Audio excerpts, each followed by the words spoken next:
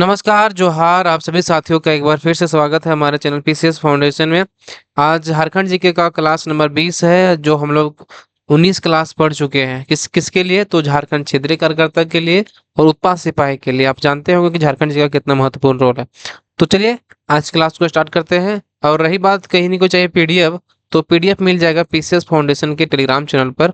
वहां जाके आप आराम से ज्वाइन कर लीजिएगा और पीडीएफ को भी पढ़ लीजिएगा, ठीक है। चलिए आज का पहला सवाल आपके सामने है कि मुंडा जनजाति में वधु मूल्य को क्या कहा जाता है? बताइए, मुंडा जनजाति में वधु मूल्य को क्या कहा जाता है? तो मुंडा जनजाति की अगर बात करें तो वधु मूल्य को बोलते हैं गेनोंग टाका। क्या बोलते हैं? वधु मूल्य को तो बोलते हैं गेनोंग टाका बोलते हैं, याद रखिएगा, ठीक है। चलिए, हिंदी साहित्य का प्रथम आदिवासी साहित्यकार किसे माना जाता है?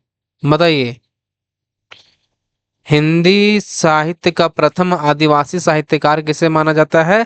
तो यह माना जाता है एलिस एक्का को। किनको माना जाता है? एलिस एक्का को माना जाता है, ठीक है। चलिए, खड़िया जनजाति में सर्वाधिक प्रचलित विवाह है। खड़िया जनजाति में सर्वाधिक प्रचलित विवाह है, तो सर्वाधिक प्रचलित विवाह है खड़िया का जो है उसको बोलते हैं ओलोल दाय। क्या बोलते हैं? ओलोल दाय विवाह बोलते हैं। खड़िया जनजाति में जो प्रचलित विवाह है क्या बोलते हैं? ओलोल दाय बोलते हैं। अगला सवाल देखिए कि सवाल है कि निम्न में से कौन सा संस्थान रांची में अवस्थित नहीं है?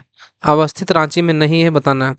राष्ट्रीय धातु विज्ञान प्रयोगशाला, ये है। केंद्रीय तसर अनुसंधान, ये भी है। Research and development centre for iron earth steel, ये भी रांची में है। यानी कि ये वाला जो है नहीं है। कौन सा नहीं है बताइए? तो ये आपका बी ऑप्शन नहीं है, ठीक है। झारखंड राज्य में कितने औद्योगिक क्षेत्रीय विकास प्राधिकरण है? बताइए, झारखंड राज्य में कितने औद्योगिक जो है वो प्राधिकरण है, विकास प्राधिकरण है? तो टोटल कितना है? 4। कितना है? तो 4 औद्योगिक क्षेत्रीय विकास प्राधिकरण है। पुनर्स्थापन एवं पुनर्वास नीति के अंतर्गत विस्थापित या प्रभावित परिवारों के लिए पशुशाला निर्माण के लिए कितने रुपए की राशि दी जाती है? बताइए, पुनर्स्थापन एवं पुनर्वास नीति के अंतर्गत विस्थापित प्रभावित परिवारों के लिए पशुशाला निर्माण के लिए कितनी राशि दी जाती है? तो दिया जाता है 35,000। कितना दिया जाता है? 35,000 रुपये राशि दी जाती है।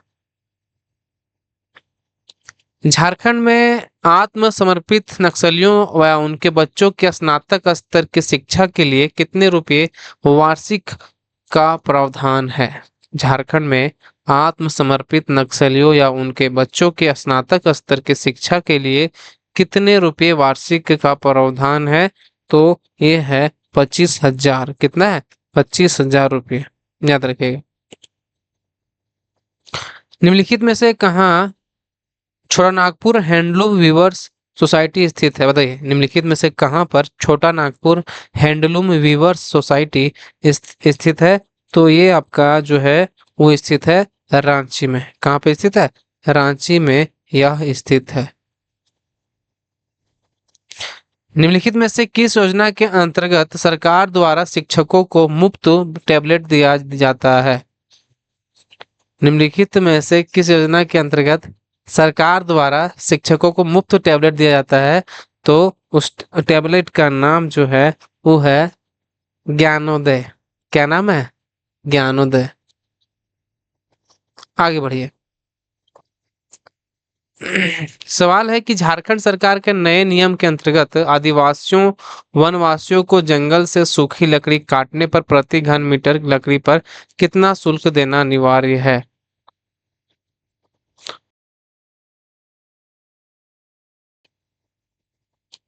बताइए, कितना अनिवार्य है शुल्क देना?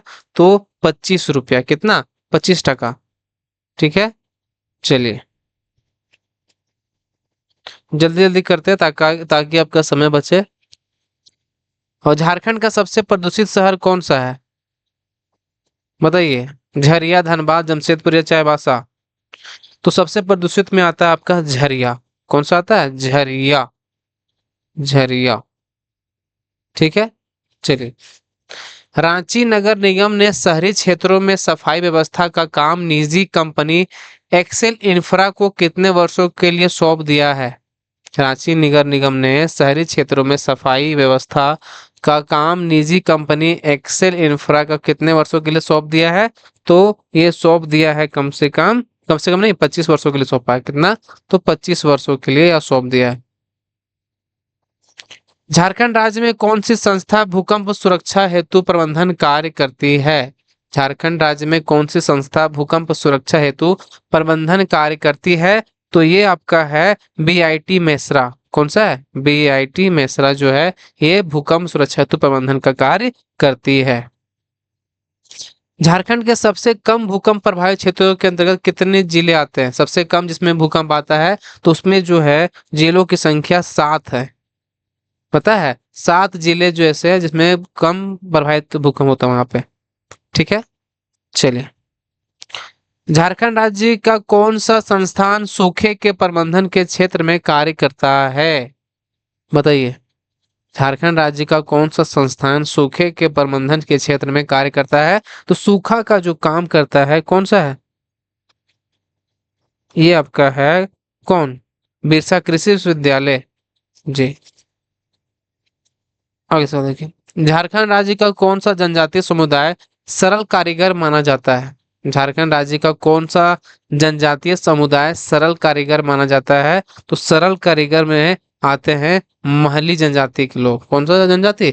तो महली जनजाति। ठीक है। चलिए।